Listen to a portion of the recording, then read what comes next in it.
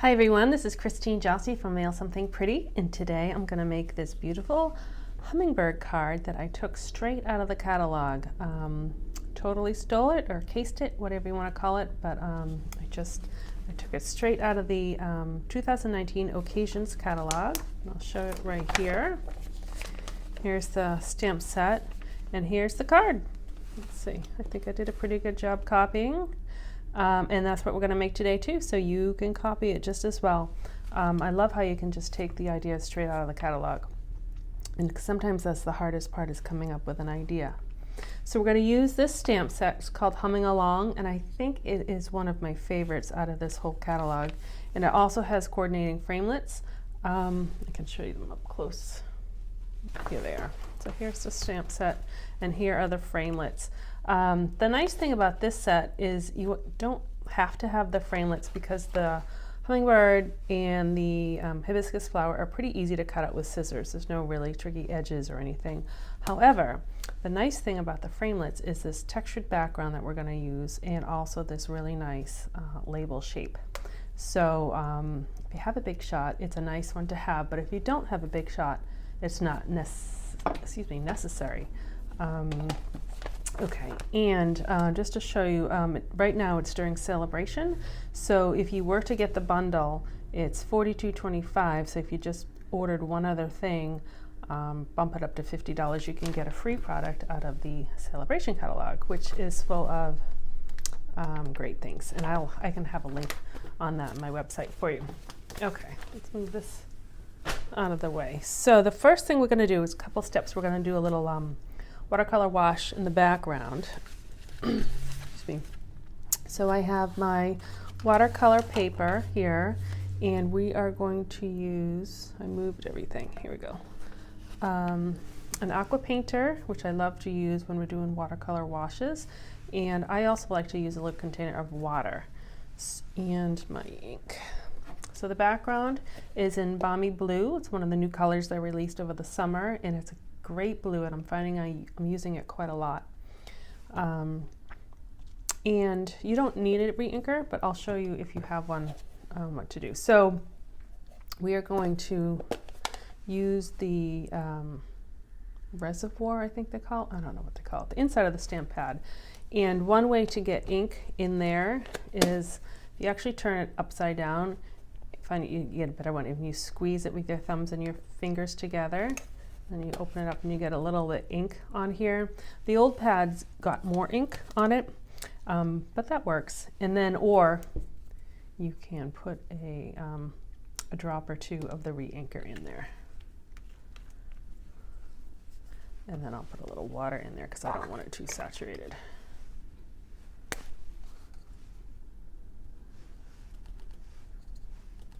All right, I'll do that actually after. So what I like to do when I watercolor is actually get my paper, the watercolor paper, wet first.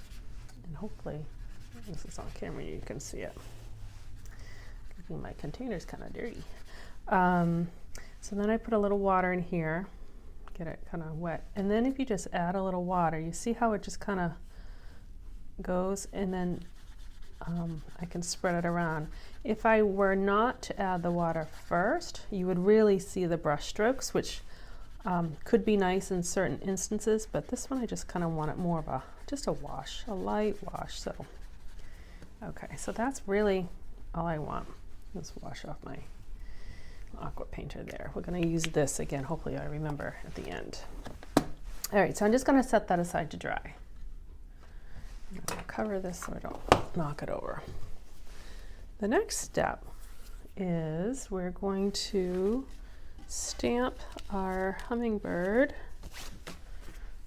I had everything laid out here, and then I moved things on the side because I thought it'd be better. No, I don't know where anything is. Okay.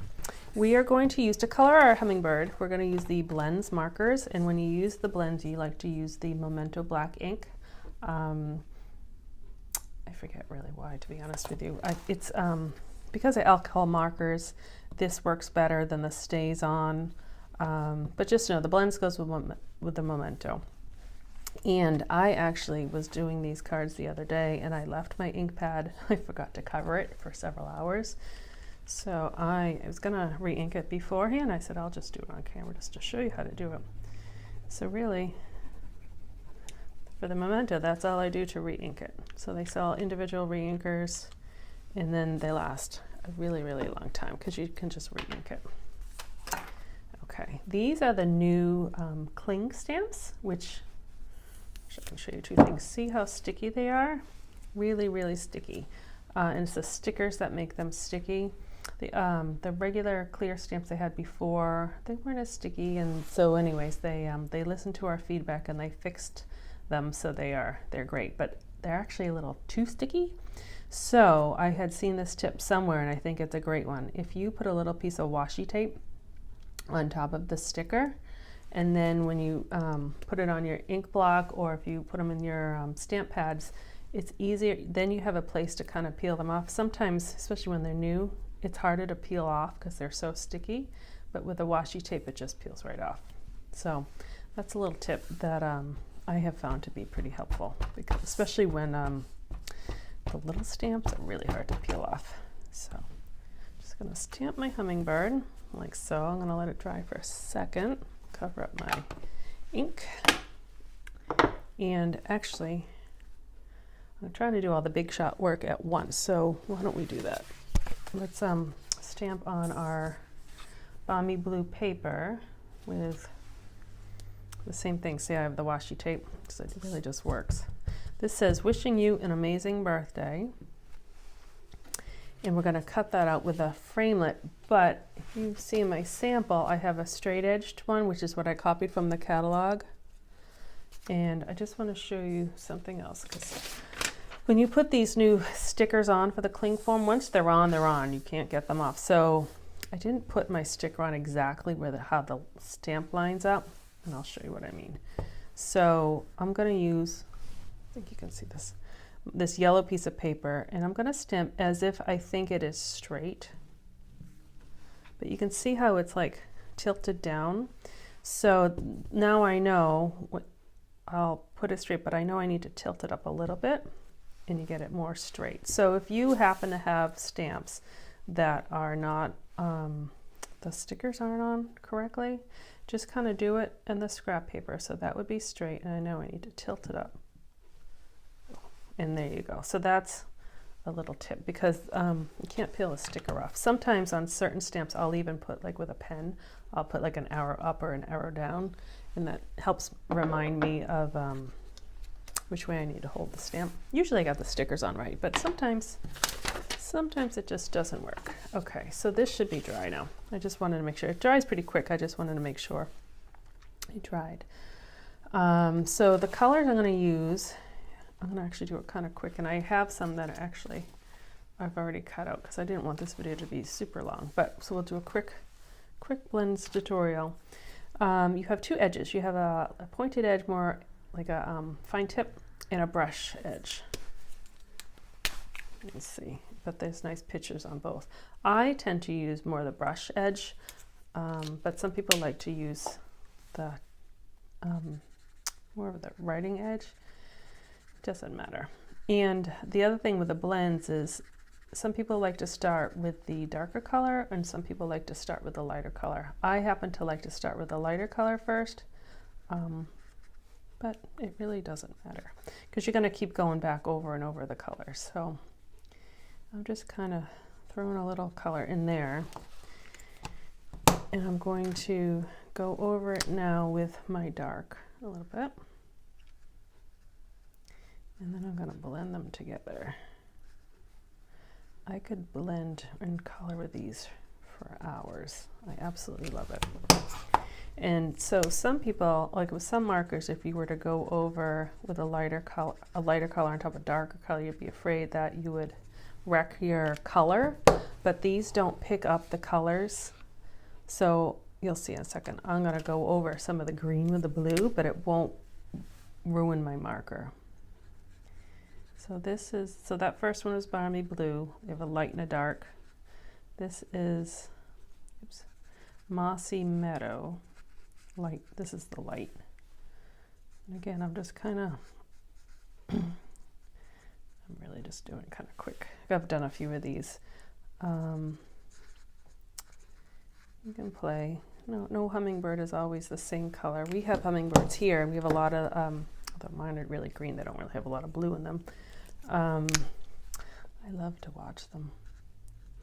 I have a feeder right in my kitchen, right outside my window, and we can just sit and watch. And a lot of times they come at dinner time, so they eat dinner with us, which is nice. Okay, so I have the blue and I have the green, and now I'm going to use some smoky slate, and you'll see it's just going to soften up some of this green. This is the light color, and I'm going to actually go over the blue with some of the smoky too. They're like, you remember we used to call magic markers? Like, these are totally magic markers. As you can see them kind of blending. Sometimes you really need to kind of go over it a lot, but it really blends it. Softens the edges. So I'm also going to go over the blue. And so see, it will still stay blue, but it just kind of changes the color up a little bit. And then say, oh, I did too much gray. And so then you say, it's okay, you just go over with the blue again. And it brings a little more blue into it. I'll even put a little blue into the green and the gray, because feathers have colors that kind of merge the colors together. It just softens it up a little bit. Really, I could do this for hours, so I'll stop. Let me just get the beak. This one I'll do in the little tip. You can kind of see the difference. This is, I think it's Calypso Coral. I didn't want a bright orange beak.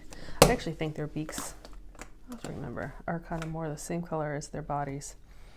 Okay, so now I noticed in the catalog that there were some dots. So you can even see this one's a little lighter, little dots on the picture. So I just took the darker color and just made some little dots. I think on that other one I used a darker gray. And it just gives a little like texture to it. So I'm going to stop there, even though I could just color forever.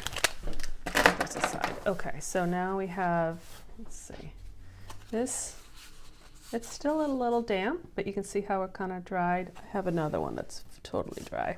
So I'm just going to, they're different, and that's fine. I'm just going to use this one because this is dry. So I'm going to cut my 3 Big Shot pieces out at the same time. Just make some room here. Move those out of the way. Here's my Big Shot. And I'm going to, again, if I didn't have the dies, I would just cut that out with scissors. It's pretty easy cutting. But I want to show you the dies. So I'm also using my magnetic plate, which is nice because it makes the framelit stick like a magnet. Let's see, I'm going to see if I can get these all on one because I used a big piece of paper. Just going to cut that in half. And because this is crooked, it doesn't matter on this one because I'm going to line up the die. So that's another advantage if you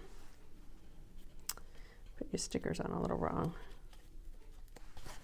Okay, and then this is that textured piece. Actually, and I'm going to line it up like that. So there we go. It all fits on one.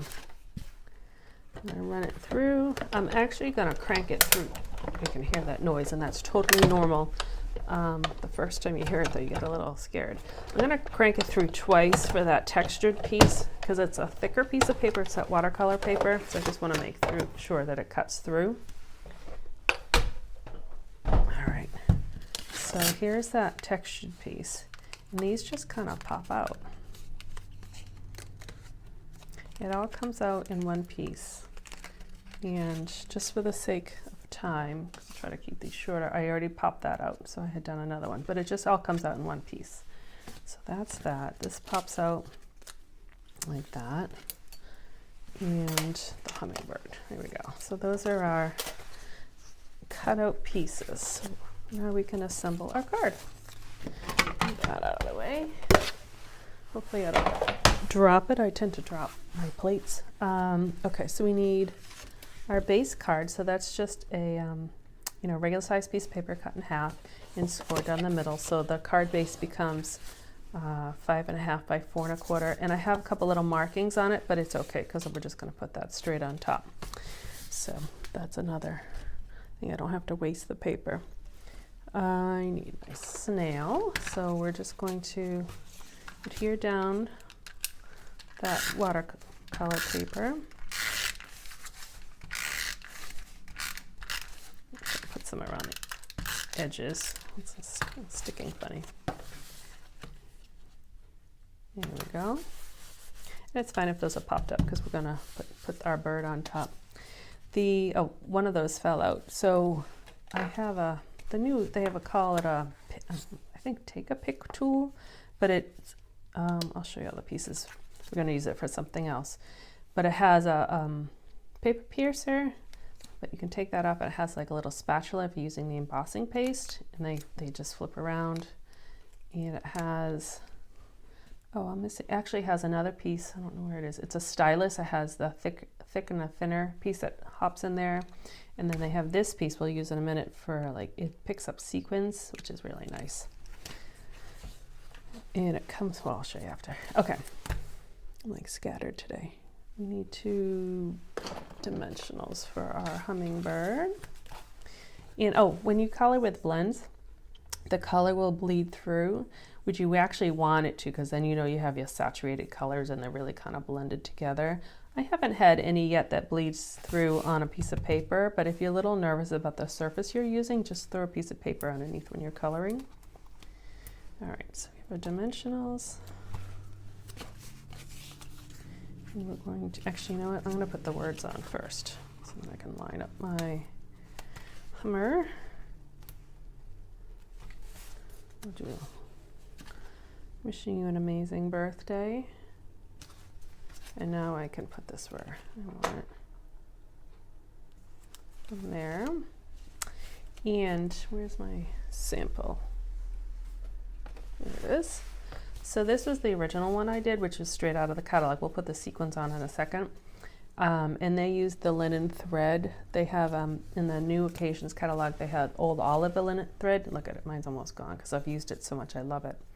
So that one really doesn't wrap around this one, but all I would do is I wrapped it around a couple times and then just tied a bow. So that's where I got that. But I don't know if the linen thread would really work on this one. All right, so here's where we come with our sequins. So these sequins, some of them falling off. You can see them. They are, maybe let's see it best on this green one.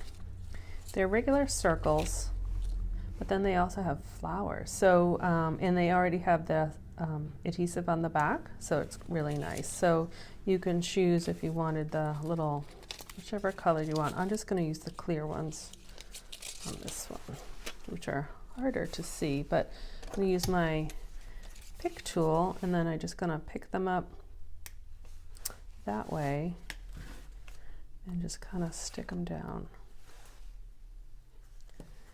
You can, remember I said they had the, it's like a putty, so it's sticky, but it won't pick up the ones with the adhesive on the back because it's stuck to the backing.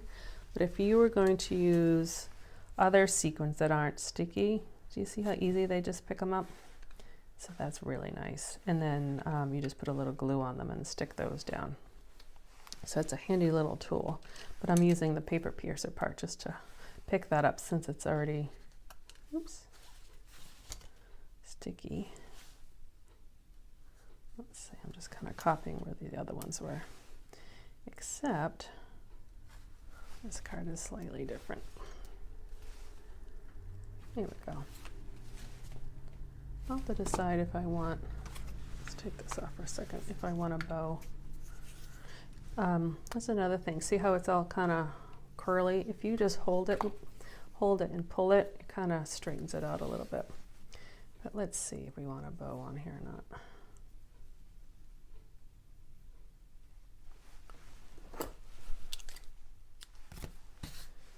Where would we put it? I don't know. Oh, I guess that would break okay. All right, now do I have glue dots over here? I don't. Okay, so just pretend I don't have anything sticky like that. If I were to put a bow down there and I would trim it. So that would look, I think it needs it actually. That was the original, that's with the label, and I have one more version to show you. Is a ruby-throated hummingbird. So it's the same card, and except I just put gold sequins on. So instead of just coloring that blue, I colored it cherry cobbler. And I recently found out that the ruby-throated hummingbirds are males and the non-ones are females. So we get both at my house, which I'm lucky. Okay, so those are the cards, which I'm in love with this set. I will post the sizes and the materials and everything on my website. And I will also post a few extra pictures of cards I've made with this set too, so that hopefully it will inspire you to love it as much as I do. So thank you for watching. I mumbled on a little bit for this one, but I really like this card, so I hope you like it too. And thank you for watching. Visit my website, mailsomethingpretty.com, and make sure you're on my mailing list and you can get alerts and newsletters and information and so forth. So thanks and have a great day.